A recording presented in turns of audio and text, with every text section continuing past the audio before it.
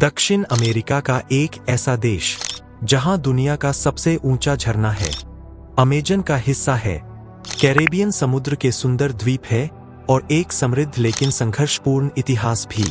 आज हम बात करेंगे वेनेजुएला के 9 बेस्ट टूरिस्ट प्लेसेज की, जहां हर जगह सिर्फ घूमने की नहीं बल्कि देश के इतिहास, संस्कृति और जीवन की कहानी भी छिपी है। Number 1, Angel Falls. Angel Falls Venezuela ही नहीं बल्कि पूरी दुनिया का सबसे ऊंचा झरना है। इसकी ऊंचाई लगभग 979 मीटर है, जो इसे किसी भी अन्य झरने से अलग बनाती है। यह झरना कैनाइमा नेशनल पार्क में स्थित है, जो यूनेस्को वर्ल्ड हेरिटेज साइट भी है। जब पानी इतनी ऊंचाई से गिरता है तो वह जमीन तक पहुंचने से पहले ही भाप और फुहार में बदल जाता है। यह दृश्य बेहद रोमांचक होता है। वेनेजुएला का कुल क्षेत्रफल लगभग 9,16,445 वर्ग किलोमीटर है और इसका बड़ा हिस्सा प्राकृतिक संपदाओं से भरा है। एंजेल फॉल्स उसी प्राकृतिक संपन्नता का सबसे बड़ा प्रतीक है। यह झरना 1930 के दशक में अमेरिकी पायलट जिम्मी एंजेल द्वारा दुनिया के सामने लाया गया, जिनके नाम पर इसका नाम पड़ा।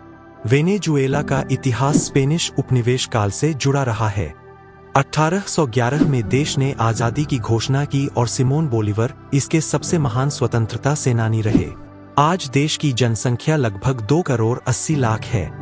लंबे समय तक तेल संपदा के कारण यह देश आर्थिक रूप से मजबूत रहा, लेकिन हाल के वर्षों में राजनीतिक और आर्थिक संकट ने देश को प्रभावित किया। पर्यटन की दृष्टि से एंजेल फॉल्स तक पहुंचना आसान नहीं है, लेकिन यही कठिन यात्रा इसे और खास बनाती है। जंगल, नदी और पहाड़ों के बीच से गुजरते हुए यहां पहुंचना एक रोमांचक अनुभव होता है। Number 2, Caracas. काराकास वेनेजुएला की राजधानी और सबसे महत्वपूर्ण शहर है। यह शहर देश की राजनीति, संस्कृति और इतिहास का केंद्र माना जाता है। काराकास पहाड़ों से घिरा हुआ है और यहाँ आधुनिक इमारतों के साथ साथ ऐतिहासिक स्थल भी देखने को मिलते हैं। यह शहर सिमोन बोलीवर का जन्मस्थान है, जिन्हें पूरे दक्षिण अमेरिका में ई लिबर्टेडर कहा जाता है। यहीं से स्वतंत्रता आंदोलन को दिशा मिली। काराकास वेनेजुएला के नेतृत्व इतिहास का गवाह रहा है, चाहे वह सैन्य शासन हो या लोकतांत्रिक दौर। हाल के वर्षों में ह्यूगो चावेज और बाद में निकोलस मादुरो का नेतृत्व देश की राजनीति में सबसे ज्यादा चर्चा में रहा। काराकास में संग्रहालय, ऐतिहासिक स्मारक और स्थानीय बाजार देश की संस्कृति को दर्शाते हैं। यहाँ से वेनेजुएला की सामाजिक और आर्थिक स्थिति को समझना आसान हो जाता है। Number 3, loss rocks. Loss rocks एक सुंदर द्वीप समूह है जो कैरेबियन समुद्र में स्थित है। सफेद रेत, नीला साफ पानी और शांत वातावरण इसे वेनेजुएला का सबसे प्रीमियम टूरिस्ट प्लेस बनाते हैं। यह स्थान दर्शाता है कि वेनेजुएला सिर्फ तेल और राजनीति तक सीमित नहीं बल्कि प्राकृतिक सुंदरता में भी बेहद समृद्ध है। यहाँ सीमित पर्यटकों को अनुमति दी जाती है ताकि पर्यावरण सुरक्षित रहे। Number 4, lake Maracaibo. Lake Maracaibo Venezuela की सबसे महत्वपूर्ण झीलों में से एक है और देश के आर्थिक इतिहास से इसका गहरा संबंध रहा है। यह झील देश के उत्तर पश्चिम में स्थित है और कैरेबियन समुद्र से जुड़ी हुई है। वेनेजुएला के इस झील के आसपास का इलाका लंबे समय तक देश की अर्थव्यवस्था की रीढ़ माना जाता रहा। तेल उत्पादन इस झील की सबसे खास पहचान है। 20वीं सदी की शुरुआत में यही बड़े पैमाने पर तेल भंडार मिले, जिससे वेनेजुएला दुनिया के प्रमुख तेल उत्पादक देशों में शामिल हो गया। इसी तेल संपदा के कारण देश में तेज विकास हुआ और प्रति व्यक्ति आय एक समय दक्षिण अमेरिका में सबसे अधिक थी। हालांकि बाद के वर्षों में राजनीतिक निर्णयों और वैश्विक परिस्थितियों ने अर्थव्यवस्था को प्रभावित किया। लेक माराकाइबो एक और अनोखी प्राकृतिक घटना के लिए मशहूर है, जिसे कैटाटुम्बो लाइटनिंग कहा जाता है। यहाँ साल में लगभग 200 से ज्यादा रातें ऐसी होती है जब घंटों तक लगातार बिजली चमकती रहती है। इसे दुनिया की सबसे ज्यादा बिजली चमकने वाली जगह माना जाता है। ऐतिहासिक रूप से यह क्षेत्र स्पेनिश उपनिवेश काल से जुड़ा रहा है। आजादी के बाद यहाँ तेल उद्योग ने शहरों और रोजगार को बढ़ावा दिया। वेनेजुएला की वर्तमान जनसंख्या लगभग 2 करोड़ 80 लाख है और झील के आसपास रहने वाले लोगों का जीवन तेल उद्योग और मछली पालन से जुड़ा रहा है। नेतृत्व की बात करें तो ह्यूगो चावेज के दौर में तेल उद्योग का राष्ट्रीयकरण हुआ, जिससे सामाजिक योजनाएं बढ़ी लेकिन निजी निवेश घटा। बाद में निकोलस मादुरो के नेतृत्व में देश को आर्थिक चुनौतियों का सामना करना पड़ा। Number 5, Canaima National Park. Canaima National Park Venezuela की प्राकृतिक पहचान का सबसे मजबूत प्रतीक है।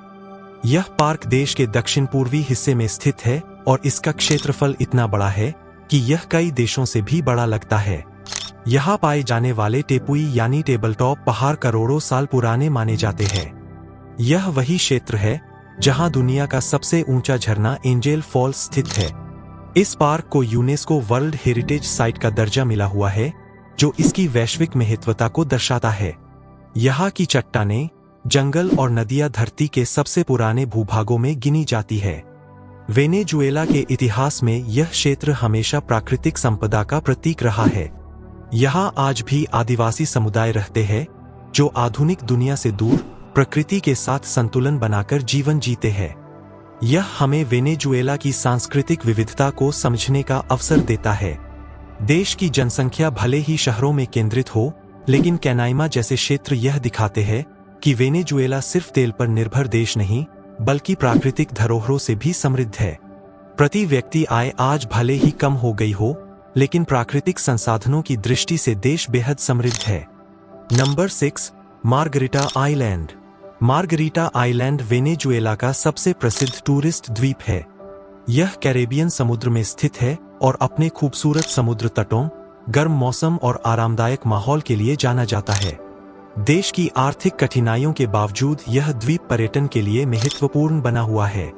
यह द्वीप दिखाता है कि वेनेजुएला की सांस्कृतिक पहचान कितनी रंगीन है। यहाँ संगीत, स्थानीय बाजार और समुद्री भोजन पर्यटकों को आकर्षित करते हैं। इतिहास में यह द्वीप स्पेनिश उपनिवेश काल और आजादी के संघर्ष से जुड़ा रहा है। Number 7, Merida. मेरिडा वेनेजुएला का पहाड़ी शहर है जो एंडीज पर्वत श्रृंखला में स्थित है। यह शहर ठंडे मौसम, शांति और शिक्षा के लिए जाना जाता है। यह दुनिया की सबसे ऊंची और लंबी केबल कारों में से एक है। यह शहर दिखाता है कि वेनेजुएला केवल समुद्र और जंगल ही नहीं, बल्कि पहाड़ी संस्कृति से भी समृद्ध है। Number 8, Morrocoy National Park. Morrocoy National Park Venezuela के उत्तरी तट पर स्थित एक बेहद सुंदर और महत्वपूर्ण राष्ट्रीय उद्यान है। यह पार्क कैरेबियन समुद्र के किनारे फैला हुआ है और अपने छोटे छोटे द्वीपों, सफेद रेत वाले समुद्र तटों और मैंग्रोव जंगलों के लिए जाना जाता है। यह स्थान वेनेजुएला की उस प्राकृतिक सुंदरता को दर्शाता है जिसके कारण यह देश कभी दक्षिण अमेरिका के सबसे समृद्ध देशों में गिना जाता था। इसके लंबे समुद्री तट देश को प्राकृतिक रूप से पर्यटन के लिए बहुत उपयुक्त बनाते हैं। मार्रोकोय नेशनल पार्क इसी समुद्री विरासत का बेहतरीन उदाहरण है। यहाँ का पानी शांत और साफ होता है, जिससे यह स्थान स्नॉर्कलिंग, बोटिंग और आरामदायक पर्यटन के लिए आदर्श बन जाता है। यह पार्क केवल पर्यटन के लिए ही नहीं, बल्कि पर्यावरण संरक्षण की दृष्टि से भी बहुत महत्वपूर्ण है। यहाँ मौजूद मैंग्रोव जंगल समुद्री जीवन को सुरक्षित रखने में बड़ी भूमिका निभाते हैं। मछलियाँ, पक्षी और अन्य समुद्री जीव यहाँ प्राकृतिक संतुलन के साथ रहते हैं। यही कारण है कि सरकार ने इस क्षेत्र को संरक्षित राष्ट्रीय उद्यान घोषित किया। देश के इतिहास और अर्थव्यवस्था को देखें तो वेनेजुएला लंबे समय तक तेल पर निर्भर रहा है। हालांकि मार्रोकोय जैसे पर्यटन स्थल यह दिखाते हैं कि देश के पास तेल के अलावा भी विकास के कई रास्ते हैं। आज जब देश आर्थिक संकट से गुजर रहा है, तब ऐसे प्राकृतिक पर्यटन स्थल भविष्य के लिए उम्मीद की किरण माने जाते हैं। तटीय क्षेत्रों में रहने वाले लोग मछली पकड़ने और छोटे स्तर के पर्यटन से जुड़े हैं। नेतृत्व इतिहास की बात करें तो ह्यूगो चावेज और निकोलस मादुरो के शासनकाल में पर्यटन को बढ़ावा देने की योजनाएं बनी, लेकिन आर्थिक परिस्थितियों के कारण इनका पूरा लाभ नहीं मिल पाया। Number 9, Orinoco river. ओरिनोको नदी वेनेजुएला की सबसे महत्वपूर्ण और ऐतिहासिक नदियों में से एक है। इसे देश की जीवन रेखा कहा जाता है, क्योंकि वेनेजुएला का बड़ा भूभाग इसी नदी प्रणाली से जुड़ा हुआ है। यह नदी देश के दक्षिण और पूर्वी हिस्सों से होकर बहती है और अंत में अटलांटिक महासागर में मिल जाती है।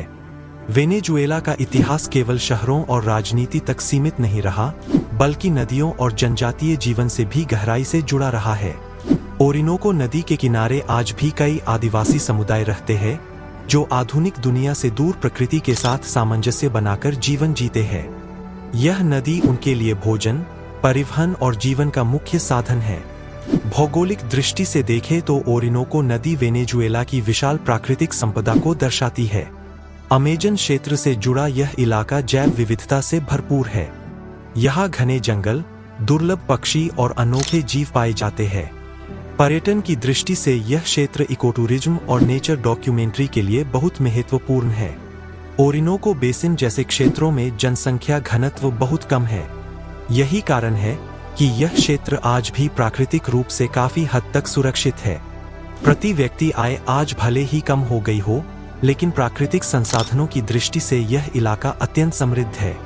नेतृत्व इतिहास की बात करें तो स्वतंत्रता सेनानी सिमोन बोलीवर ने भी इस नदी क्षेत्र को रणनीतिक रूप से महत्वपूर्ण माना था। आधुनिक समय में सरकारों ने ओरिनोको क्षेत्र को तेल, गैस और प्राकृतिक संसाधनों के केंद्र के रूप में देखा, जिससे विकास और संरक्षण के बीच संतुलन एक चुनौती बन गया। तो दोस्तों, ये थे वेनेजुएला के 9 बेस्ट टूरिस्ट प्लेसेज, जहां प्रकृति, इतिहास, राजनीति और इंसानी जीवन एक दूसरे से जुड़े हुए हैं। अगर आपको यह जानकारी पसंद आई हो तो वीडियो को लाइक, शेयर और सब्सक्राइब जरूर करें और कमेंट में बताइए आप वेनेजुएला की किस जगह को सबसे पहले देखना चाहेंगे।